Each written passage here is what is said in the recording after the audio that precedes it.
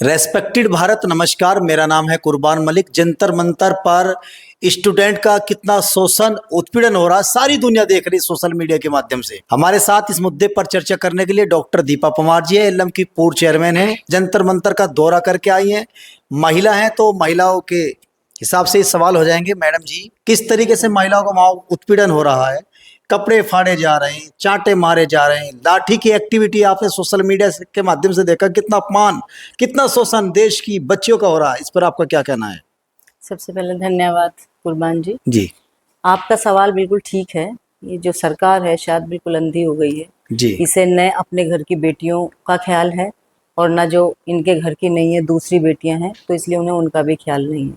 क्योंकि शायद ये ख्याल ही नहीं किया कि जिन बच्चियों के साथ, जिन छात्राओं के साथ ये इतनी बर्बरता कर रहे हैं कि उनके कपड़े फाड़ रहे हैं, उन्हें धक्का मुक्की कर रहे हैं, उन्हें खींच रहे हैं, उनके लाठी चार्ज करा रहे हैं, वो आप में से भी तो किसी घर की बेटी हो सकती है।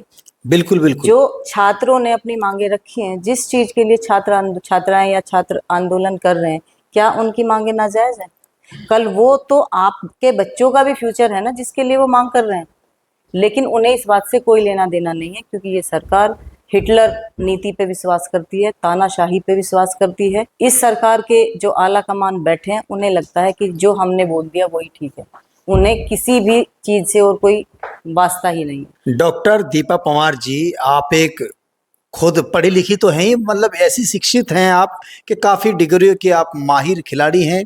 बट मेरा सवाल ये है कि अपमान तो हो ही रहा है, सत्ता के नेता तो जाने वाले नहीं है, ना इस्तीफा हुआ है केंद्रीय मंत्री मोदी सरकार के धर्मेंद्र प्रधान जी का। लेकिन जब विपक्ष के नेता जाते हैं, चाहे आपके सपा प्रमुख श्री अखिलेश यादव जी हों, राहुल गांधी जी हों, तो कहते हैं कि राजनीति कर रहे हैं। अखिलेश यादव को पुलिस किस तरीके से गिरफ्तार करती ये भी नहीं बताती कि कहाँ लेकर जा रहे हैं इतने बड़े लीडर को। राहुल गांधी के नाक पर जो है निशान है, पैरों के जूते तक नहीं है, कपड़े फाड़ दिए गए। किस तरीके से गंदी और घटिया एक्टिविटी हो रही है? कुर्बान जी, मैंने भी ये देखा, जब प्रियंका गांधी जी को लेके जा रहे हैं तो जो इनके कांस्टेबल या जो भी पुलिस फोर्स है इनकी, उन्हें बहुत ही फोर्सफुली, जो जेंट्स वो हैं और उनके कोई हाथ खींच रहा है, कोई कोली भर रहा है, कोई पैर खींच रहा है, तो इन्हें समझ नहीं आता कि वैसे तो ये झंडा उठाते हैं महिलाओं का सुरक्षा का, कि हमने महिलाओं को सुरक्षा दी, सम्मान दी। कहाँ है वो सुरक्षा और कहाँ है वो सम्मान? मुझे तो कहीं नजर नहीं आता। अगर इनके दिमाग में सुरक्षा और सम्मान की भावना होती तो ये कभी भी महिलाओं के साथ ऐसी बर्बरता नहीं कर पाते, ऐसी नीचता नहीं कर पाते। ये तो एक तरह से इनकी जो गुंडागर्दी है कि वो महिलाओं के साथ इतनी, एक तरीके से देखें तो छेड़खानी की दृष्टि में आता है, जिस तरीके से महिलाओं के साथ व्यवहार कर रहे हैं। लेकिन भाजपा के लोग कर रहे हैं, भाजपा के लोग करवा रहे हैं, इसलिए उसमें बड़ी शालीनता है। अगर यही घटना कोई और करे तो उसमें वो समाजवादी की ओछी मानसिकता की बात करते हैं। जबकि मुझे लगता है जो व्यक्ति जैसा होता है, जिसका घर जैसा होता है, वो दूसरों पे उसी प्रकार के आरोप लगाता है, उसी प्रकार के आक्षेप लगाता है। अच्छा मैडम जी, 3 तरह की पुलिस सोशल मीडिया पर देखी गई। एक पुलिस तो वो है जो दिल्ली पुलिस है, यूनिफॉर्म में है, नेम प्लेट है। एक पुलिस वो है जो वर्दी में है, यूनिफॉर्म है, लेकिन नेम प्लेट गायब है। भानु प्रताप सुप्रीम कोर्ट के वरिष्ठ एडवोकेट हैं, वो कहते हैं ये बजरंग दल के गुंडे हैं। और एक पुलिस वो है जिसके हाथ में डंडा लाठी है, ना वर्दी है ना नेम प्लेट है। इस पर आपका क्या कहना है? हम ये कहते हैं कि वो आरएसएस के गुंडे हैं, वो भाजपा के गुंडे हैं। हमारे सांसद से आई कार्ड की बात करते हैं कि अपना आई कार्ड दिखाओ, और उनकी वर्दी पे एक नेम प्लेट भी नहीं है। उनसे क्यों नहीं पूछा गया? जब भी कोई भी फोर्स का व्यक्ति होता है, उसके उसमें एक नेम प्लेट होती है, उसकी अपनी यूनिफॉर्म होती है। अगर वो ड्यूटी पे है तो वो ड्यूटी पे ऑन ड्यूटी विदाउट यूनिफॉर्म या विदाउट बैच के कैसे थे? ये एक प्रश्न चिन्ह है, अपने आप में एक सवालिया निशान है।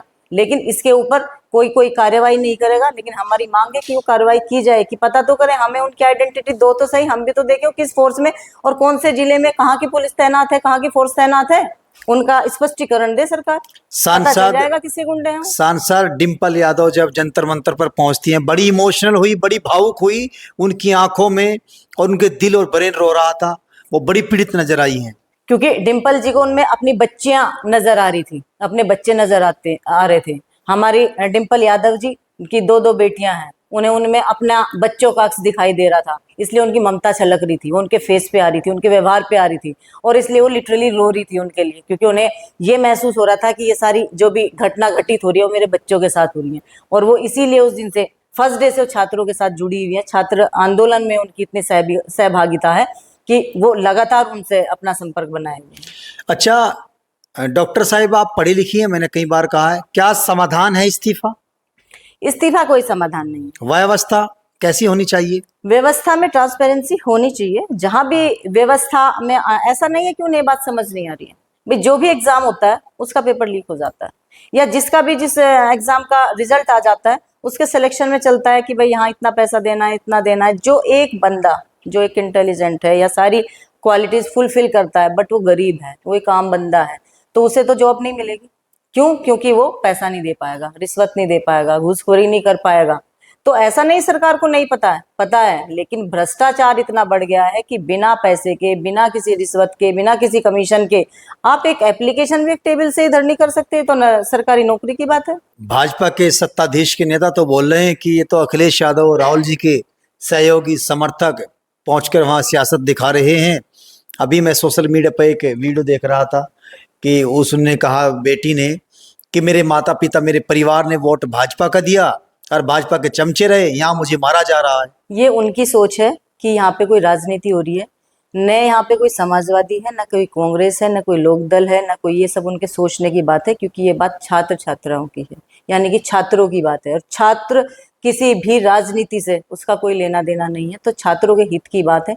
तो राजनीति एक साइड छोड़कर एक प्लेटफॉर्म पे आके उनके भविष्य को देखते हुए, क्योंकि वो देश का भविष्य है, तो उसके लिए उन्हें समाधान निकालना चाहिए था, उनकी समस्या को सुनना चाहिए था। अरे बच्चे हैं, बैठे हैं, आपको उनसे आके बात करने में क्या परेशानी हाँ, है? संवाद करने में कोई बुराई नहीं है, संवाद होना आप चाहिए। उनकी समस्या जाने, वहां बैठे, ऐसा कोई भी समस्या नहीं होती कि जिसका कोई हल ना हो, लेकिन आपको संवाद तो करना पड़ेगा, जाना तो पड़ेगा। बड़े टैलेंटेड बच्चे हैं वो कोई वहां पे ऐसा आतंकवादी वो तो बैठ नहीं गया कि रोक आपको वहां जाने से डर लग रहा है। क्यों हमारे वहां प्रधानमंत्री जी नहीं आ रहे हैं? क्यों हमारा कोई और प्रधानमंत्री जी किसी व्यक्ति को वहां पे संवाद के लिए नहीं भेज रहे हैं? क्योंकि उनके मन में चोर है, इसलिए नहीं भेज रहे हैं। और रही बात इस्तीफे की, एक व्यक्ति को आप एक जगह से शिक्षा मंत्री के पद से इस्तीफा दे दोगे, कल आप उसे किसी दूसरे पद पर आसीन कर दोगे कि मेरी आज सैलरी, मैं सपोज एक एग्जाम्पल दे रही हूँ कि मैं कहीं पे काम कर रही हूँ और मेरे को यहाँ 50,000 रुपये महीना मिल रहे हैं, मेरा वहां से हटा के दूसरे डिपार्टमेंट में मेरे को भेज दो, मेरे को तो फिर भी वही मिल रहा है, मुझे इस बात से क्या फर्क पड़ रहा है। लेकिन उस व्यक्ति ने, उस व्यक्ति की वजह से अगर ये आंदोलन आज इस हद तक पहुंचा है, तो उसमें एक बहुत बड़ा रोल है उस व्यक्ति का जिसके इस्तीफे की मांग हो रही है। तो आपको उस पर एक्शन होना चाहिए। मेरी मांग तो है कि खाली इस्तीफा नहीं, उसे पार्टी से या किसी भी पद से उसका निष्कासन होना चाहिए। उसके लिए चाहे आप कोई भी टाइम लिमिट रखे, 2 साल, 3 साल, 1 साल, वो कुछ भी हो, लेकिन सिर्फ एक इस्तीफा देना मुझे नहीं लगता कि उससे कोई समाधान है या कोई हल है। दिल्ली पुलिस की एक छाप हुआ करती थी, अपनी एक कार्यशैली गुडविल में हुआ करती थी, अब तो बिल्कुल मानसिकता घटिया हो गई।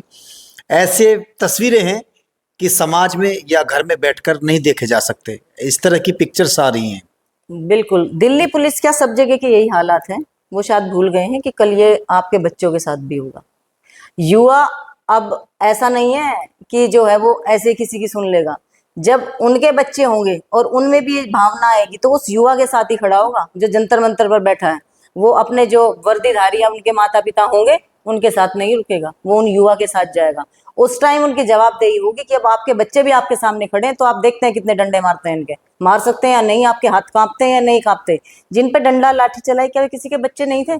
कि आपको एक बार भी उन पे ये नहीं आया कि छोटे छोटे बच्चे हैं, ये अपने अधिकारों के लिए, अपने भविष्य के लिए यहाँ पे धरने पे बैठे हुए हैं और उन्हें आपने इतनी बुरी तरह मारा है?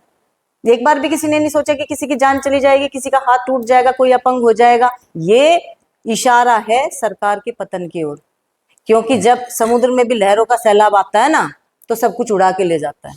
और ये छात्रों का, युवाओं का ऐसा सैलाब फैल रहा है पूरे देश में कि वो, इसका पतन, इसमें मेरे को साफ दिखाई दे रहा है कि पतन की ओर जा रही है। मैडम जी, आखिरी और अहम सवाल, पार्लियामेंट के अंदर मोदी जी ने या अमित शाह जी ने जो भी बिल पास किया है, आज तक ना सरकार झुकी है ना डरी है। सिर्फ एक बिल को लेकर, जो किसानों का बिल था, उसके बाद सरकार की कितनी ही कठिन आलोचना हुई हो, कभी सरकार ने खामोशी को नहीं तोड़ा, ना मोदी सरकार डरी है, ऐसा मानते हैं भारतीय जनता पार्टी के कार्यकर्ता। एक बिल को अलावा बताइए, अगर समाज के अपमान की भी बात करें, मेरठ में एक डीएसपी ने भगवान परशुराम की जयंती पर किस तरीके से ब्राह्मण समाज को मारा पीटा, और कहते हैं कि ब्राह्मण समाज को पूजा जाता है हिंदू समाज में। कुर्बान जी, ये तो कहा जाता है कि जो झुकते नहीं वो टूट जाते हैं। तो ये इस सरकार, तो ये टूट जाएंगे। हाँ, ये सरकार का टूटने का समय आ गया है, इसका मिट्टी में मिल जाने का समय आ गया है। इसलिए किसी ने कहावत कही है कि विनाश काले विपरीत बुद्धि। तो ये इनकी जो विपरीत बुद्धि अब चल रही है ना, वो इनके विनाश का प्रतीक है कि ये बहुत ज्यादा लंबे समय तक टिक नहीं पाएंगे। इन्हें इस सैलाब में बहना होगा, खत्म होना होगा, यही इसकी ओर इशारा है, मेरा तो अपना ऐसा मानना है। जब आप देश की राजधानी की जंतर मंतर पर आपकी आंखें पीड़न देख रही थी तो दिल रो रहा था, क्या फीलिंग्स ले रही थी, क्या सोच रही थी उस दौरान आप? दिल रो रहा था, बिल्कुल ये देख के लग रहा था कि ये हमारे देश में गांधी जी को इतना पूजा जाता है और वो गांधी जी के पद चिन्हों पे चल के एक अहिंसात्मक आंदोलन, शांतिपूर्ण एक आंदोलन चला रहे हैं। तो यानी कि ये तो फिर हमारे संविधान भी बिल्कुल खतरे में, संविधान खत्म होने की बात है, लोकतंत्र की बात करते हैं, जहां व्यक्ति अपना विरोध दर्ज नहीं करा सकता, अपनी बात नहीं रख सकता, तो फिर वहां क्या लोकतंत्र है, क्या संविधान है, कुछ भी नहीं है।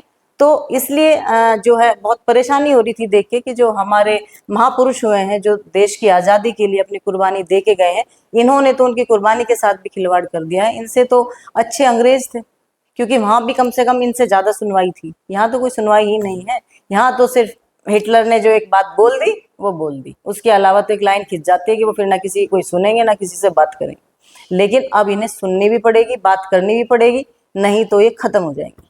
ये है डॉक्टर दीपा पंवार जी, जो सपा की नेत्री हैं और एलएम जो है यहाँ की पूर्व चेयरमैन है, जिन्होंने जंतर मंतर का दौरा किया और एक बेचैनी है कि किस तरीके से हमारी देश की जो बच्चियां हैं, जो हमारा देश का फ्यूचर है, उनको किस तरीके से मारा गया है। इस वीडियो में इतना ही। नमस्कार।